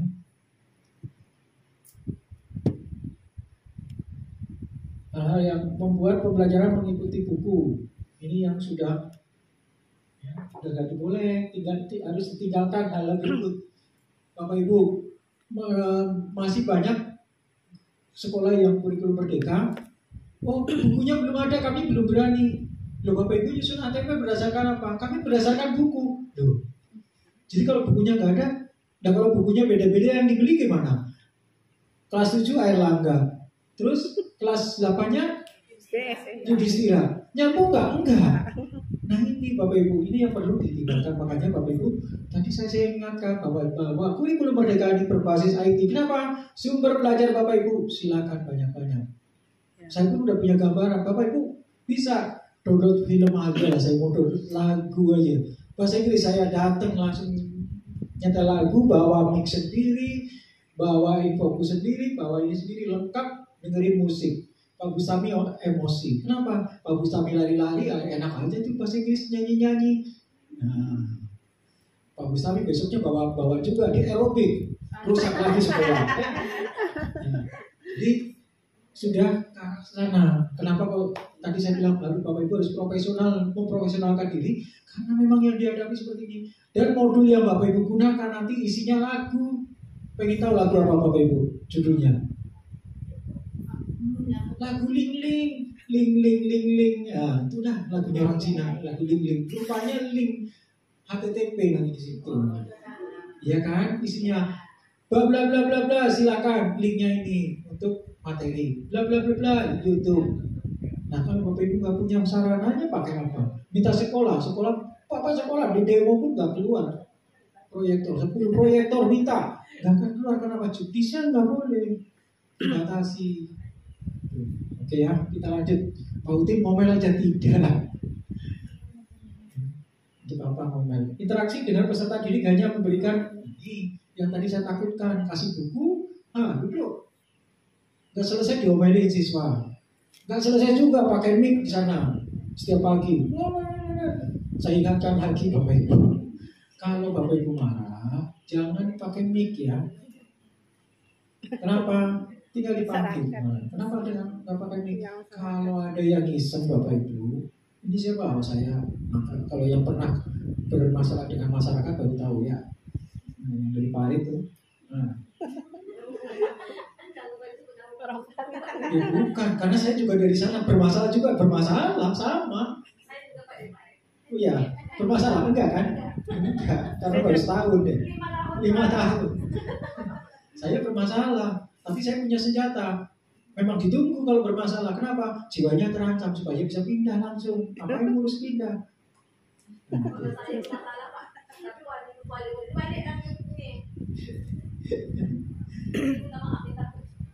Lebih enak. Kalau saya bermasalah karena dengan muridnya, kenapa? Banyak ceweknya pada dekat semua.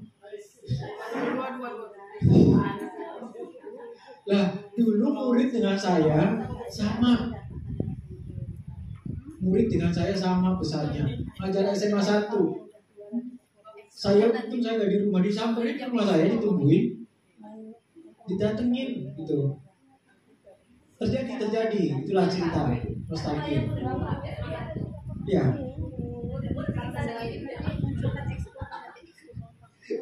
Ada yang ke rumah saya bilang, siapa? Nggak tahu saya. Iya. Nggak tahu ngapain. Itulah ngapain saya pun bingung. Nyamperin apa? Kalau di Parit tanya, mulutnya besar-besar. Menggunakan hanya satu perspektif, misalnya yang melibat kemampuan kognitif sensorik, nggak bisa lagi karena tujuan itu udah 3 include ya Bapak Ibu ya. Kegiatan pembelajaran searah, hanya gini aja. Makanya saya juga nggak hari ini mulai nggak searah. Bapak Ibu diskusi baru memaparkan. Jadi Bapak Ibu hari ini jadi murid saya. Oke, proses pembelajaran bertujuan tes atau ujian akhir aja hanya. Oke, ini yang perlu Bapak Ibu tinggalkan ya. Asesmen menetapkan bagian terpadu dari proses pembelajaran, fasilitasi pembelajaran dengan penyediaan informasi yang holistik. Asesmen dirancang dilakukan sesuai dengan fungsi asesmen, keleluasaan untuk menentukan teknik dan waktu pelaksanaan asesmen agar efektif. Berikutnya dirancang secara adil, valid, dan proporsional. Bapak Ibu masih sama ya, reliable dan lain-lain. Laporan kemajuan belajar pencapaian peserta didik bersifat sederhana dan informatif. Sama bersifat deskripsi dan ada angkanya juga. Tergantung nanti aplikasi ya. Jadi kadang-kadang aplikasi e-rapor dengan apa yang saya jelaskan tidak sama. Hati-hati Bapak Ibu ya. Jadi jangan ini Pak Utim bohong, di aplikasi nggak ada. Sama dengan yang di Dapodik, beda juga. Kadang-kadang ya, saya jelaskan ini di Dapodik tidak ada rupanya. Saya nggak jelaskan rupanya ada. Hasil asesmen digunakan oleh peserta didik, pendidik, tenaga pendidikan, dan orang tua sebagai bahan refleksi meningkatkan mutu pelajaran. Jadi bukan untuk naik kelas dan lain-lain. Untuk melakukan refleksi seperti apa sih pembelajaran saya, seperti apa murid-murid saya.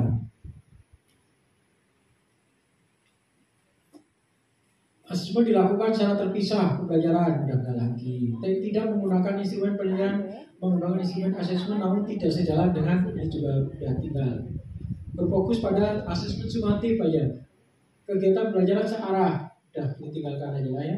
Bagaimana keterkaitan prinsip pembelajaran dan penilaian untuk kemudian diimplementasikan. Di sini Bapak Ibu, profil pelajar Pancasila semuanya akan tertuju di dalam profil pelajar Pancasila dari kurikulum, terus ketujuan pembelajaran masuk ke pembelajaran proses dan asesmen. Sama dengan kurikulum Bapak Ibu yang nanti akan disusun.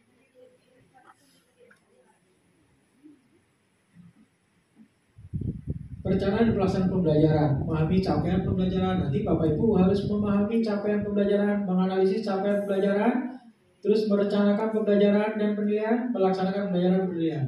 Ini Bapak Ibu tinggal gunakan aja dulu nantinya. Jadi tidak usah Bapak Ibu nanti saya mau buat dulu, nggak akan selesai Bapak Ibu. Nanti untuk yang sekolah penggerak aja kita perlu 3 tahun untuk menyusunnya. Itu pun selalu dianalisis setiap tahun baru bisa. Dan jangan percaya Bapak Ibu kalau yang di PMM itu 100% betul. Ya, kadang kita kan udah nggak ada KD di PMM masih ada modulnya PPP-nya masih KD. Jadi jangan salah. Ya, makanya nanti Bapak Ibu wah PMM pun salah juga, karena masih dalam proses. Tapi setiap tahun itu ada hal baru yang dimunculkan. Memahami capaian. Nanti Bapak Ibu untuk capaian di 262 ya Bapak Ibu ya, bukan 56 lagi, 262 yang terbaru. Di sini karena kita SMP adalah fase D atau phase D, fase D.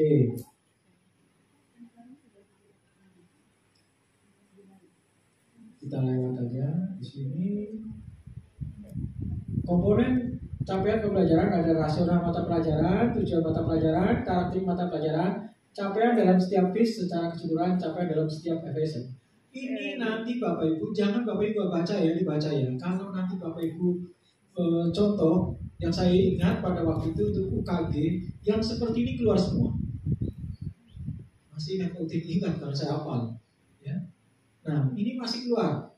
Nanti takutnya Bapak Ibu pada waktu ujian ujian kenaikan jabatan ya, ini bisa keluar juga gambarannya. Berikutnya di sini bentuk pemahaman CP, prinsip penyusunan CP menggunakan pendekatan ya konstruktif. Jadi pendekatannya konstruktivistik ini kan dari konstruktivisme. Ini udah lama Bapak Ibu, zaman saya kuliah udah menggunakan ini. Tapi dulu masih belum tersusun seperti sekarang. Memahami, jadi konsep CP ini memahami, pemahaman. Tapi kalau kita menggunakan taksonomi Bloom ini masih C2, tapi kalau menggunakannya itu nanti pemahaman ini adalah ya keseluruhan intinya. Nanti dari pemahaman itu ada 6 tahapan. Dan ini yang masih sekarang ini masih dalam proses pembelajaran kita karena hal baru. Kemarin belum pakai itu, kalau pakai belum kita udah istilahnya udah paham betul. Tapi kalau yang satu lagi, kalau Mas Dano bersama dengan belum, tapi yang paling sulit yang sertif apa itu nanti. Setiap CP satu mata pelajaran memiliki beberapa elemen. Nah, nanti kayak contohnya PJOK itu ada 4 elemen, bahasa Indonesia ada 4 elemen, IPA ada 2 elemen Ibu ya. Jadi masing-masing pembelajaran itu berbeda-beda. Nanti yang diturunkan ke tujuan pembelajaran adalah dari capaian elemen, bukan capaian phase-nya, fasenya. Dari capaian elemen inilah akan menjadi capaian fase. Nah, ini contohnya untuk matematika ada CP bilangan, elemen bilangan, aljabar, pengukuran, geometri, analisis data, dan peluang. Untuk IPA terdapat pemahaman IPA dan keterampilan proses. Untuk CP Bahasa Indonesia ada menyimak, membaca, memeriksa, berbicara, dan presentasikan, menulis. Kalau Bapak Ibu pahami ini sebetulnya kemarin ada di KIKD. Barang ini ada di KIKD. Ya, ada di KIKD. Kalau Bapak Ibu pelajari betul, dalami, kemarin biasa menyusun KD menyusun KD dari KD ke tujuan, Bapak Ibu biasa menyusun tujuan atau indikator. Ini nggak asing bagi Bapak Ibu karena di situ pasti ada. Ini phase IPA saya tidak akan ke dalam-dalam. Oke, menganalisis capaian pembelajaran. Nanti Bapak Ibu akan membuat seperti ini, analisis CP untuk menyusun TP, jadi alur pembelajaran. Pak, kita harus menyusun. Tidak Bapak Ibu tinggal nanti kan Bapak Ibu buka di modul, ada CP, ada tujuan, terus Bapak Ibu buka TP, ATP. Tapi kadang-kadang di modul itu tidak ada ATP-nya. Hati-hati kalau tidak ada berarti belum dibuat ATP-nya. Nunggu waktu. Berikutnya, memahami capaian pembelajaran, menyusun tujuan pembelajaran, menyusun alur tujuan pembelajaran, merancang pembelajaran. Kalau yang di sekolah penggerak memang ini yang dilakukan. Berarti mampu Pak, bukan mampu lagi Pak. Mampu kalau pengawas 24 hari, kalau guru 17 hari. Kalau guru BK 21.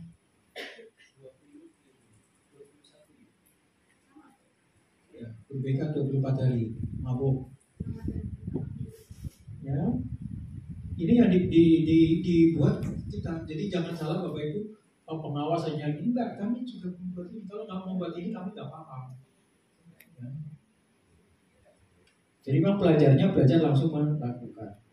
Tujuan pembelajaran TP dan alur tujuan belajar merupakan rangkaian tujuan pembelajaran yang tersusun secara sistematis dan logis. Tujuan pembelajaran yang perlu di peserta didik dalam 1 atau lebih jam pelajaran hingga akhirnya pada penghujung fase mereka dapat mencapai C. Nanti Bapak Ibu, kalau Bapak Ibu nyusun sendiri, jamnya mengatur sendiri, tapi kita tinggal pakai Bapak Ibu nanti dianalisis sesuaikan dengan punya yang saya akan ajarkan. Kalau nggak sesuai kita cari yang sesuai. Tapi hati-hati, jangan sampai nanti ATP-nya punya A, modulnya Bapak Ibu pakai B atau C, nggak link. Berarti kalau nanti A ya A gitu. Supaya apa? Supaya sejalan. Di sini tujuan pembelajaran terdiri atas kemampuan yang mencakup sikap, pengetahuan, dan keterampilan yang dapat didemonstrasikan oleh peserta didik yang menunjukkan telah berhasil mencapai tujuan. Lingkup materi, ilmu pengetahuan inti atau konsep utama yang perlu dipahami di akhir 1 unit pembelajaran. Hati-hati nanti Bapak Ibu, ada tujuan pembelajaran, ada CP, ada tujuan pembelajaran, ada lingkup materi. Bapak Ibu juga harus memahami lingkup yang dimaksud lingkup materi apa. Kalau guru bidang studi nanti masing-masing paham, mata pelajarannya pasti paham. Yang dimaksud lingkup materi, inilah materi yang akan saya ajarkan. Nah, tujuannya sampai seperti ini. Kriteria alur tujuan pembelajaran menggambarkan urutan pengembangan kompetensi yang harus dibuat secara utuh dalam 1 quiz. ATP menggambarkan cakupan dan tahapan pembelajaran yang linear dari awal hingga akhir fase. ATP menggambarkan cakupan dan tahapan pembelajaran yang menggambarkan tahapan pengembangan kompetensi dalam 1 fase. Taksonomi. Nah, ini yang saya maksud tadi untuk mengembangkan CP, menyusun tujuan maupun indikator. Inilah menggunakan ini. Ada taksonomi Bloom, terus ada pemahaman dikembangkan oleh Wiji rupanya. Saya lihat apa tadi? Wiji rupanya. Padahal udah berapa kali kita udah ulang-ulang. Level taksonomi macam ini habis sama. Yang paling berat ini Bapak Ibu. Ya, kami pun masih dalam proses pembelajaran. Widget ya bacanya. Yang bahasa Inggris siapa? Bacanya apa?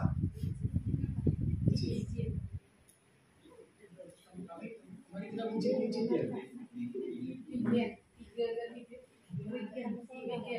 Nah nih, mengingat nih yang dari taksonomi Bloom masih biasa kan sama Bapak Ibu, ya. Berarti memahami C2. Ya. Berikutnya yang izin. Nah ini Bapak Ibu yang agak sulit di sini. Aspek pemahaman merupakan cara untuk menginformasi pemahaman peserta didik atas apa yang terlibat di siklus jika peserta didik dari aspek mampu menjelaskan, menginterpretasi, mengaplikasikan, berempati. Yang namanya berempati itu nanti seperti apa, ya? Nah ini beda. Yang beda di sini. Kalau yang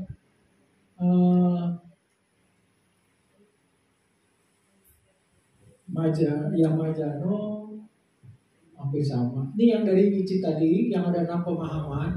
Nah ini Bapak Ibu yang masih sekarang ini masih agak paling berat untuk dipahami karena kita memahami ada hal baru, ada empati. Jadi nanti tarafnya sampai apa? Empati. Ciri empati seperti apa? Ada nggak di CP? Nah itulah seperti itu. Oke.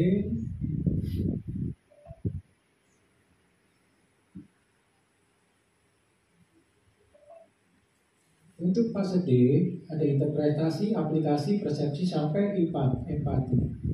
Level taksonomi Masano. Di sini masih mengingat, pemahaman, analisis hampir sama dengan Bloom dan Takwo. Merumuskan tujuan. Alternatif 1 dalam menyusun tujuan, merumuskan tujuan pembelajaran secara langsung dari CP.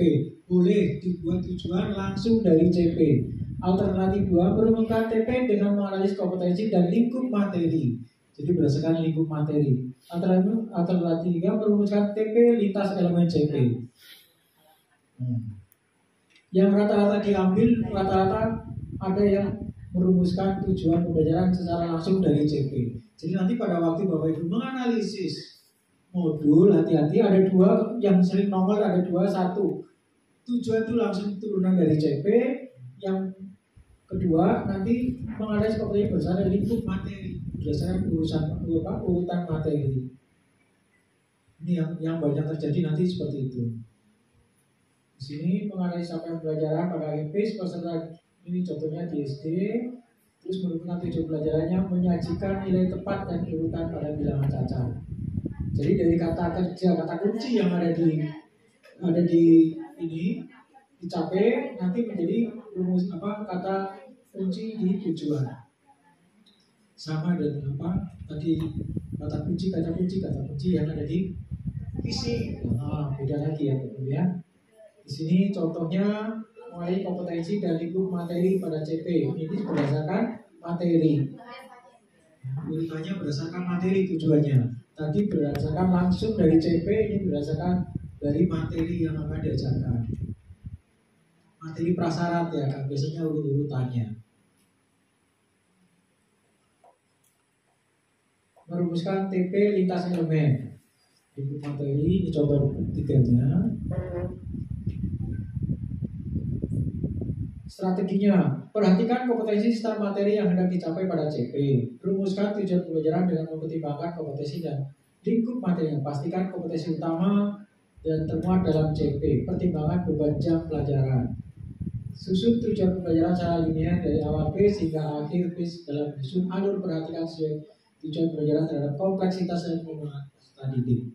Bapak Ibu nanti akan menyusun alur CP dengan ATP ini selama 3 tahun. Tinggal download aja nanti sambil dibaca, nanti sambil dipetakan.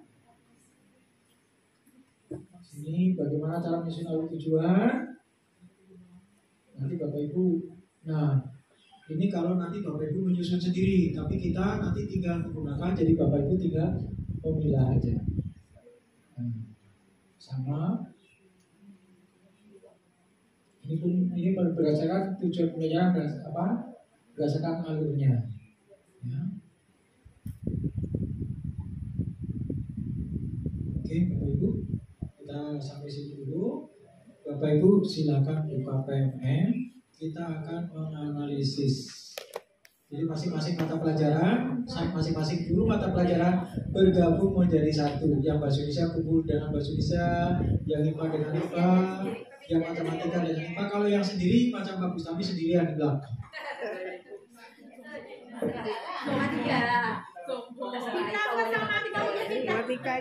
Sumber terima kasih yang sempat hadir pada hari ini. Bapak Ibu sebagai peserta, jangan jemu-jemu karena ini pekerjaan kita laksanakan dengan setulus hati dan baik.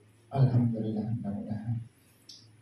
Untuk itu kami persilakan kepada berikutnya untuk menutupnya. Siapa? Ada dari pembaca tak ada lagi? Oh ya, oke. Nanti untuk pada hari ini kita berikan aplaus dulu kepada narasumber kita bersama. Mudah-mudahan yang akan datang dapat kita laksanakan dengan baik. Amin ya rabbal alamin. Lebih dan kurang dari panitia atau sekolah terhadap narasumber mohon dimaafkan. Billahi taufiq wal hidayah. Assalamualaikum warahmatullahi wabarakatuh. Waalaikumsalam warahmatullahi wabarakatuh.